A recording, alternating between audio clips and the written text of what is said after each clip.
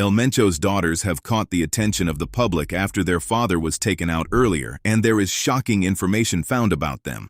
Nearly a decade ago, in 2015, the United States Treasury Department published a sanctions list that sent shockwaves through the highest levels of Mexico's criminal underworld. On that list, sitting alongside cartel hitmen, money launderers, and some of the most dangerous operators in the CJNG's network, were the names of two young women, the daughters of El Mencho himself. Not soldiers, not assassins, his daughters. And what happened next, as the full weight of American federal law began closing in on them, revealed something that no amount of cartel power could protect against: the consequences of being born into the most feared criminal dynasty on the planet. Here is the tragic truth about El Mencho's daughters, and what their stories tell us about the real human cost of a cartel empire built on blood. Let's get into it. To understand what Jessica Johanna and Laisha Oseguera Gonzalez were walking into the moment they were born, you need to understand exactly who their father is.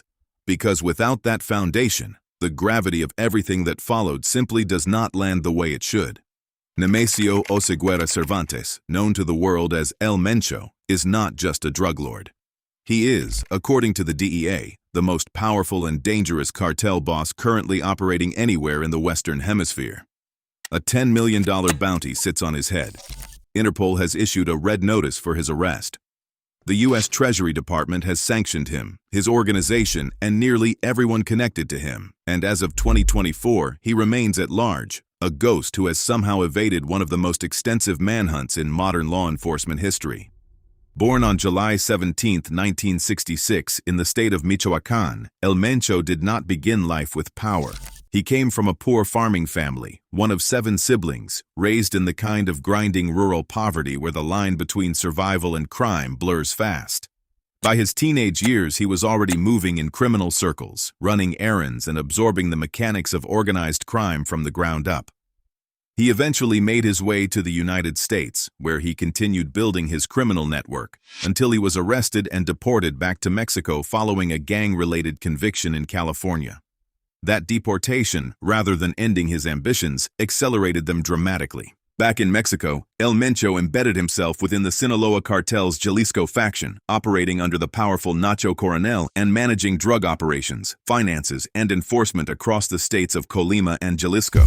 He was learning from the best, absorbing everything about how a major criminal organization operates at its highest levels. And when Nacho Coronel was killed by Mexican military forces in 2010, El Mencho did not step back.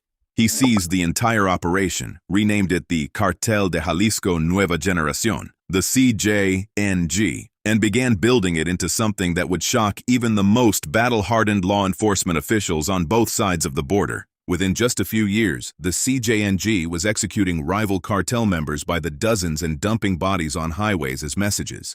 They were ambushing Mexican federal police convoys with military precision. They shot down military helicopters with rocket launchers, documented verified incidents that made governments take notice in a way they rarely do. They're brutal. They're relentless. They operate with military-grade equipment and a level of organizational discipline that most cartels can't match. And at the center of all of it, pulling every string, is El Mencho, a man so dangerous that the people closest to him, including his own daughters, became targets simply by association. If you want to stay connected to stories like this that most people never hear the full truth about, make sure you're subscribed so you never miss a video. Now let's get into the daughters themselves. Jessica Johanna Oseguera Gonzalez, La Negra. That is the name she operated under, and it is the name that would eventually appear on federal court documents in the United States of America. But before any of that, before the guilty plea and the courtrooms and the international headlines, Jessica Johanna was, at least on the surface, something much more ordinary. She was a businesswoman. That was the image, and for a time, it held up. She was involved in managing restaurants and legitimate business ventures in Mexico, the kind of above-board commercial activity that a lot of cartel-connected family members use as both a livelihood and a cover. On paper, she was building something legitimate. In reality, according to U.S. federal prosecutors, she was doing something far more significant and far more dangerous. The U.S. Treasury Department's Office of Foreign Assets Control, known as OFAC, sanctioned Jessica Johanna in 2015 as part of a sweeping designation targeting El Mencho's entire inner circle. The designation named her specifically for her alleged role in supporting the CJNG's financial network, conducting transactions and managing business interests that prosecutors argued were directly tied to her father's cartel operations. Being sanctioned under the Kingpin Act is not a minor designation.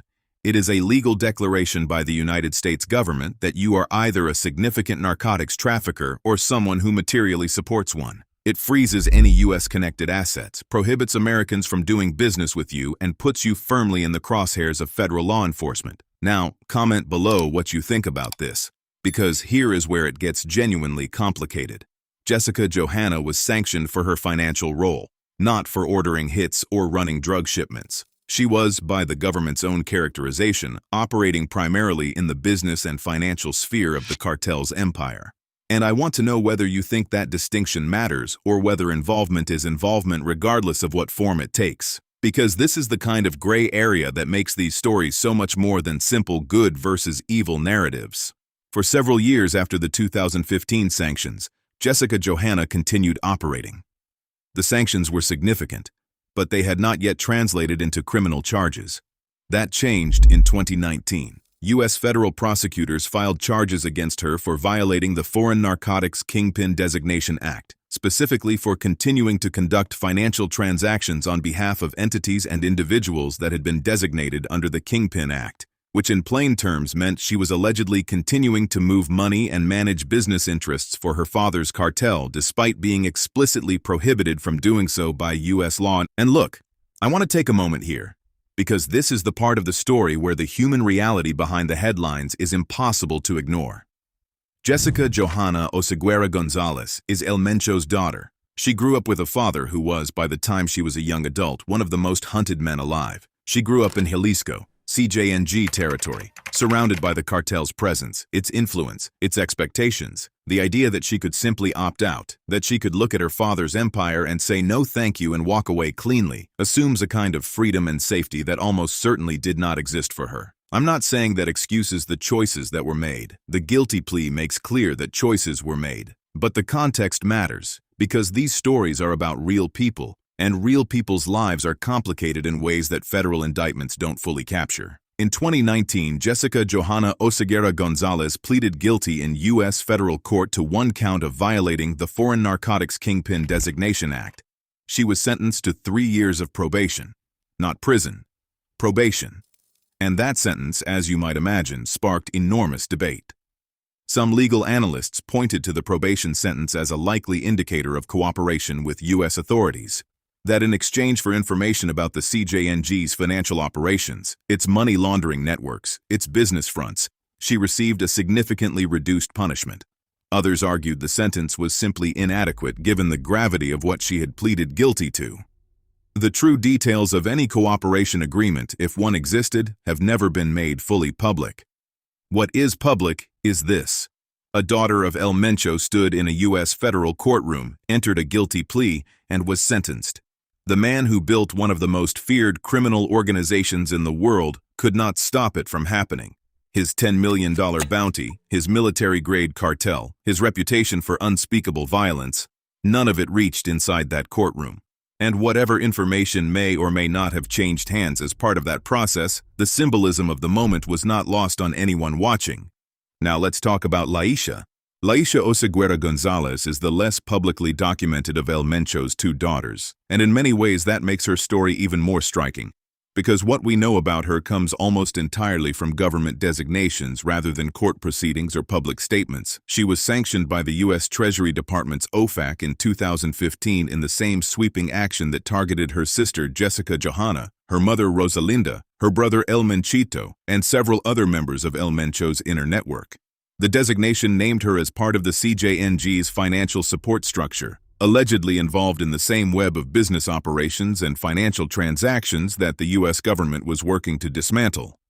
Unlike her sister, Laisha has not, as of the time this script was researched, faced criminal charges in a U.S. federal court. There is no public guilty plea, no documented arrest, no sentencing hearing on record. And that absence of a public legal resolution is, in its own way, more unsettling than a courtroom outcome would be. Because it means the question of what happened to Laisha Oseguera Gonzalez after the 2015 sanctions remains largely unanswered in the public record. She was named, she was designated, and then, at least in terms of what is publicly documented, she largely disappeared from the international headlines that consumed her family members. That kind of disappearance from public record in the world of cartel-connected individuals can mean many things. It can mean someone successfully reduced their profile and stayed out of further legal trouble. It can mean someone relocated and rebuilt their life away from the cartel's direct operations. It can mean cooperation with authorities on terms that were never made public. Or it can mean something far darker, that in a world where being El Mencho's daughter makes you a target for rivals, a pressure point for governments, and a liability for the cartel itself, disappearing from public view is simply what survival looks like. And that reality, that for the daughters of the most wanted man in the Western Hemisphere, invisibility might be the only form of safety available, is one of the most haunting aspects of this entire story. Drop a like on this video if you're finding this as eye-opening as I think you will, because this is the kind of story that deserves way more attention than it gets. Let's zoom out for a moment and talk about what the experiences of both daughters reveal about the broader reality of being El Mencho's family.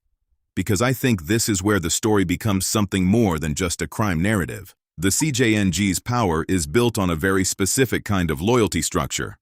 At its core is El Mencho himself, and radiating outward from him is a network of family, close associates, and trusted lieutenants who keep the empire running. The family is not just emotionally significant to El Mencho, it is operationally significant to the cartel. Family members manage the legitimate business fronts that launder drug money. Family members maintain relationships with corrupt officials and financial networks. Family members carry the trust and authority of El Mencho's name in ways that ordinary cartel members simply cannot replicate. The family, in other words, is part of the infrastructure. But that operational role cuts both ways with devastating consequences. Because the moment family members become part of the infrastructure, they also become part of the target. U.S. law enforcement understood this clearly by the mid-2010s. The strategy of sanctioning and then prosecuting El Mencho's family members was not accidental. It was deliberate pressure, designed to squeeze El Mencho from the inside out. Take away the financial operators, take away the business fronts, extradite the son, prosecute the daughter, arrest the wife, and watch what happens to a man who cannot show his face to protect any of them. What happened to Jessica Johanna and Laisha is, in this context, not just a personal tragedy.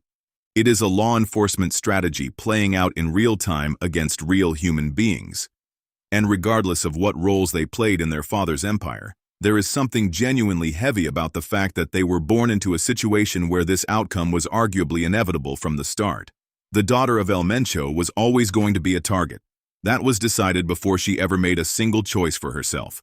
Comment below what you think about this, because I find this one of the most morally complex angles in the entire story. Do you think Jessica Johanna and Laisha had any real choice in the roles they ended up playing? Or do you think the environment they grew up in made certain outcomes nearly unavoidable? I genuinely want to hear different perspectives on this, because I don't think there is one clean answer. Now, the story of El Mencho's daughters cannot be told in full without acknowledging what was happening to the rest of the family at the same time, because the pressure that was building on Jessica Johanna and Laisha was part of a much larger collapse happening around El Mencho from every direction simultaneously. In 2020, his son Ruben, El Menchito, was extradited to the United States after a previous arrest in Mexico had failed to hold. In 2023, El Menchito pleaded guilty to drug trafficking and weapons charges in a U.S. federal court and is now awaiting sentencing, facing the very real possibility of spending the rest of his life behind bars in America. And in January 2021, just a few months after El Menchito's extradition, Mexican authorities arrested Rosalinda Gonzalez Valencia, El Mencho's wife and the mother of his children, in Zapopan, Jalisco. Rosalinda, who is also the sister of leaders of the Queen's criminal organization, had been sanctioned by the U.S. Treasury in 2015 for her alleged role in managing the CJNG's finances. Her arrest was a direct strike at the financial heart of the organization, so picture this. Somewhere out there, in a location no government has been able to publicly confirm, El Mencho is hiding. He is reportedly suffering from kidney disease serious enough to require regular dialysis, which creates extraordinary logistical vulnerabilities for a man who cannot be seen in a hospital.